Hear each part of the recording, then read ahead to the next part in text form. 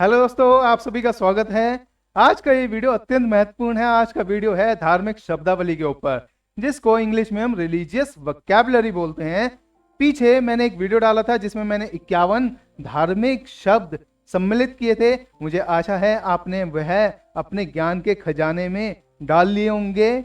नहीं डाले यानी आप फर्स्ट टाइम मुझे विजिट कर रहे हैं मेरे इस चैनल को, आपका मैं स्वागत करता हूं। मेरे चैनल को सब्सक्राइब कर लीजिए, साथ में बेल का आइकॉन प्रेस करके ऑल नोटिफिकेशन अलाउ करना है, ताकि मेरा हर एक वीडियो आपको नोटिफाई हो और आपके इंटरेस्ट का कोई भी वीडियो छूटे नहीं।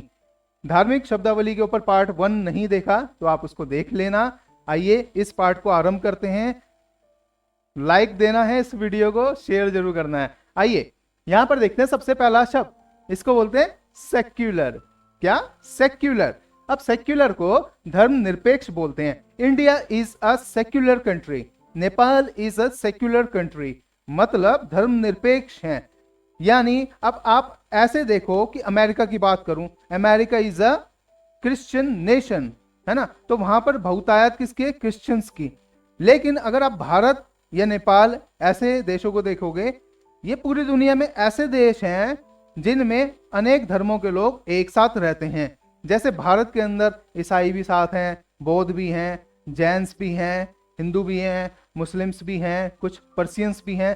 तो समझ रहे हैं, इतने सारे धर्म एक साथ एक जगह मिलकर रहते हैं, तो इसलिए इस कंट्री को सेक्युलर घोषित कर दिया गया था। तो धर्मनिरपेक्ष को सेक्युलर बोलते हैं।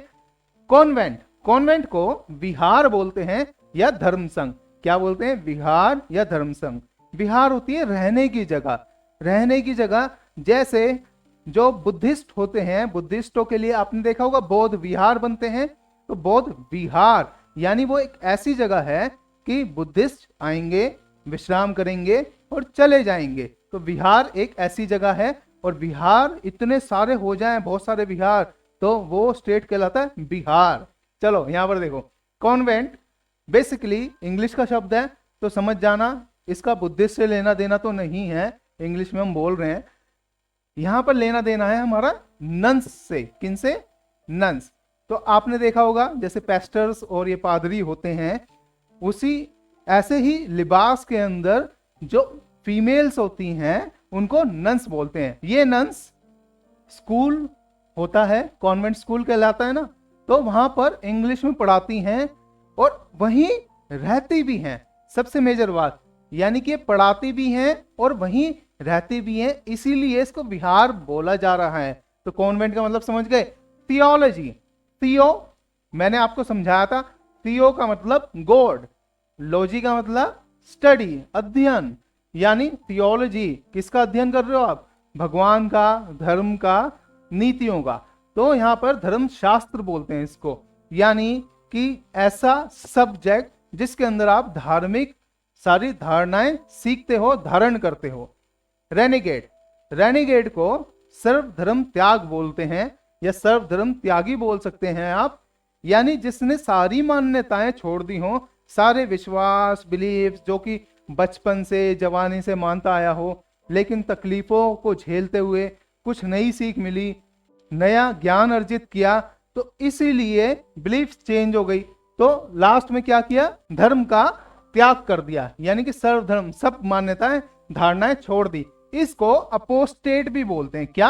अपोस्टेट। अपोस्टेट बोलते हैं सर्वधर्म त्यागी को। सिनेगोग, सिनेगोग यहूदी उपासना गृह, यानी ऐसा प्लेस जहां पर यहूदी, यहूदी को इंग्लिश में ज्यूस बोलते हैं, यहूदी को इंग्लिश में ज्यूस बोलते हैं। ये जिस स्थान पर जाकर उपासना करते हैं उस प्लेस को आप सिनेगोग बोलते हैं।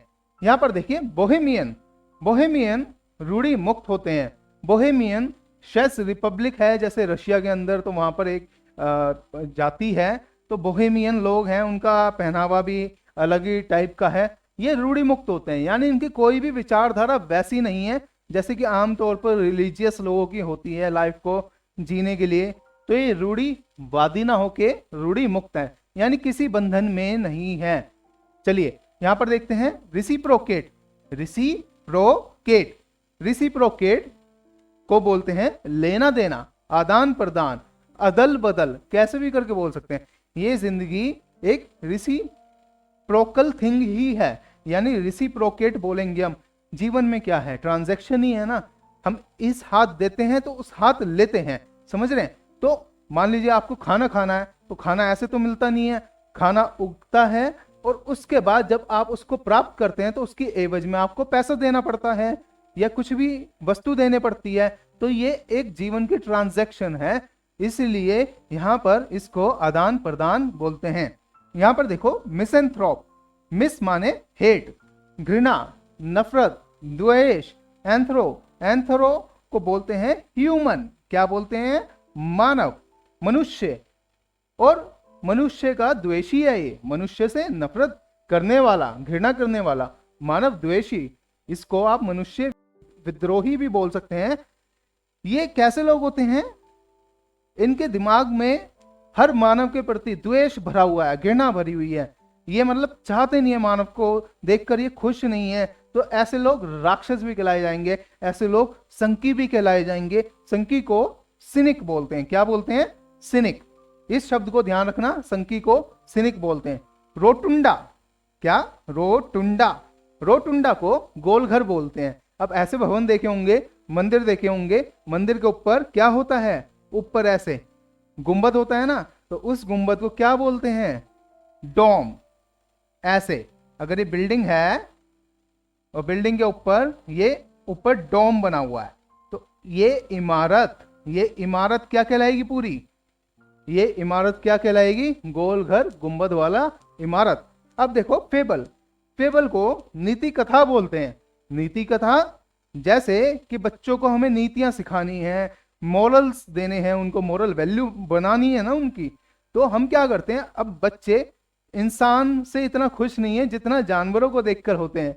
तो हम जानवरों को है ना रूपांतरित करके, मतलब कि उनका पर्सोनिफिकेशन करते हैं। जैसे जानवर इंसान की तरह बोलते हैं तो उन पे कार्टून्स बनाए जाते हैं, कहानियां बनाई जाती हैं, है ना। हाथी भी बोलता हुआ दिखाते हैं और खरगोश भी बोलता हुआ दिखाते हैं। वो पेपा पिग आता है तो उसमें वो जो पिग हैं वो भी बोलते हैं। तो बेसिकली क्या है, ये सीख दे रहे हैं क्योंकि बच्चा इनको जल्दी कैच करेगा, तो इसलिए ये फेबल कहलाती हैं। आइए देखते हैं यहाँ पर इन्वोकेशन। इन्वोकेशन को बुलाना, आवाहन करना बोलते हैं। मान लीजिए किसी व्यक्ति को मैंने बुलाया, उससे प्रार्थना की आ जाओ, या रिक्वेस्ट की इंग्लिश में आ जाओ, यानी मैंने क्या किया है, ये मैंने आवाहन किया है उस व्यक्ति का। कहीं पर यज्ञ होता है, मंत्रोच्चारण के द्वारा अग्निदेव को आवाहन करवाया जाता है, यानी कि अग्निदेव प्रकट हो जाते हैं, प्रज्वलित हो जाते हैं। समझ में आई बात, तो इसको आवाहन बोलते हैं, इन्वोकेशन। कॉस्मोपोलिटन, कॉस्मोपोलिटन में कॉस्मोस छुपा है, यानी कॉस्मोस का मतलब ब्रह्मांड, ध्यान रखना है आपको।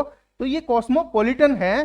कॉस्मोपोलिटन सार्वलौकिक बोले गए, ये ऐसे व्यक्ति होते हैं जो सारे जगत को अपना मानते हैं, यानी पूरे ब्रह्मांड को ही अपना मानते हैं। ये कहते हैं क्या पराया क्या अपना, हम सब एक ही हैं, कोई अलग नहीं है, कोई देश नहीं, कोई विदेश नहीं, ये मेरा ये तेरा ये कुछ नहीं, सारा जगत ही मेरा है, तुम भी मेरे अपने हो, सभी अपने हैं, सभी एक हैं। तो ये लोग ऐसे होते हैं, ये देशों में नहीं बंटते, इनको कॉस्मोपॉलिटन बोलते हैं। पैसिफिस्ट, पैसिफिस्ट में पैसी है, पैसी का मतलब शांति, इष्ट अनुयायी है। तो कैसा अनुयायी है, शांति का अनुयायी, अमन पसंद, शांतिवादी। इसको आप युद्ध विरोधी भी बोल सकते हैं, क्योंकि युद्ध का विरोध करेगा तभी तो शांति आएगी, तो इसको पैसिफिस्ट बोलते हैं। री इनकारनेशन, री इनकारनेशन को पुनर्जन्म बोलते हैं। क्या, पुनर्जन्म, री इनकारनेशन। अब देखो, री मतलब वापिस, इन मतलब अंदर आया, कार बॉडी को बोलते हैं। मेरा रूट वर्ड्स का वीडियो नहीं देखा ना, इसलिए समझ में नहीं आएंगे। एक्सपर्ट बन जाओगे, रूट वर्ड्स का वीडियो देख लेना, मेरा पता लग जाएगा आपको कि कैसे मैं सबको तोड़ सकता हूं। लेकिन क्योंकि ये वोकैबुलरी का वीडियो है तो इसलिए मैं रूट वर्ड्स वाइज नहीं जा रहा हूं उतना। तो री इनकारनेशन का मतलब पुनर्जन्म। पुनर्जन्म को जैसे बुद्धिस्ट ट्रेडिशन है, जैन्स का है, हिंदू है, इन ट्रेडिशंस के अंदर पुनर्जन्म की मान्यता है, यानी हम वापस आते ही रहते हैं। एक कार्मिक साइकिल है, उस कर्मा में बंधे हुए हैं और हम अपना योगदान देने के लिए आते रहते हैं समय समय पर, इसलिए कभी भी हमें वैसे मुक्ति नहीं मिलती, इसलिए हमारा पुनर्जन्म लगातार होता है। ये एक बॉडी, एक पोशाक की तरह बोली गई है जो कि हम चेंज करते रहते हैं। अब देखो यहाँ पर एम्ब्रोसिया, एम्ब्रोसिया यूनानी शब्द है, ग्रीस का है, ग्रीक शब्द है। एम्ब्रोसिया को अमृत बोलते हैं, रस बोलते हैं। आपने कभी गेम खेली होगी तो गेम के अंदर एम्ब्रोसिया निकल कर आता है। जब आप कॉन्जोर करते हो, मान लीजिए आपने 3-4 चीजों को मिक्स किया, कॉन्जोर बोलते हैं मंथन, मंथन होकर एक बाहर आउटपुट आया उसका, उसको एम्ब्रोसिया बोलते हैं, डेट इज अमृत। यहां पर देखते हैं नेक्टर। अब इंग्लिश का शब्द है नेक्टर। अब देखो नेक्टर को शरबत, पराग, हनी ड्यू, हनी ड्यू कितना अच्छा वर्ड है। देखो हनी ड्यू को खरबूजा बोलते हैं, नहीं पता थी नहीं आपको बात, तो खरबूजे को क्या बोलते हैं, हनी ड्यू। अब खरबूजे को अमृत की श्रेणी में रखा गया है, क्यों? क्योंकि वो बड़ा ही मीठा होता है और कुदरत ने देखो क्या डिजाइन किया है कि इतना मीठा, इतना रसीला और 90% पानी है ना। तो इसको आप शरबत भी बोलते हैं, पराग भी, हनी ड्यू भी, खरबूजा भी, रस भी बोल सकते हैं। तो नेक्टर आप इंग्लिश वाइज बोलेंगे, ये ग्रीस का वर्ड है इसलिए आप इसको भी बोल सकते हैं, दोनों ही बातें सेम है। यहां देखते हैं डिवाइन, डिवाइन में डिव छुपा हुआ है, दिव्य। देखो सारे में आपको कौन सी साउंड सुन रही है, दिव, देव, दी, दिए, ऐसे करके सुनेंगी सारी आवाज। दिन, मैं दिन भी लिख देता हूं, चलिए आपके लिए, अब सारी मीनिंग समझ लेना यहां पर। तो मान लीजिए मेरे पास एक ऐसे करके एक दिया है। अब दिया क्या करता है, रोशनी देता है, प्रकाश देता है, तो आपको मार्ग दिखता है, यानी इसने आपके लिए रोशन किया। ऐसे ही ये क्या है, ये सूर्य है। सूर्य क्या करता है, सूर्य पूरे के पूरे सौर मंडल का एक बड़ा दीपक है, इसलिए दीपक जब रोशनी देता है तो वह क्या कर देता है, दिन कर देता है, तो दिनकर कहलाया। इसलिए रोशनी देने वाला, मार्ग देने वाला देवता कहलाया, इसीलिए इसको दिव्य बोलते हैं। अब देखिए यहां पर डिविनिटी, डिविनिटी को देवत्व, ईश्वरत्व या गॉड हेड, गॉड हेड जैसे कृष्णा। अब कृष्णा को आप देखिए कैसे उनको दर्शाया गया है कि कृष्णा है, लेकिन उनके ऊपर गॉड हेड है, यानी विष्णु है, और जो कि हजारों हाथ लिए हुए और बहुत सारे मुंह लिए हुए और अलग अलग रिप्रेजेंटेशन दिखाते हुए जो उस परम शक्ति की, वो दर्शाया गया है, डेट इज गॉड हेड। तो देवत्व, ईश्वरत्व, डिविनिटी। यहाँ पर सेल्वेशन, सेल्वेशन को मुक्ति बोलते हैं, निर्वाण बोलते हैं, मोक्ष बोलते हैं। मुक्ति यानी छुटकारा।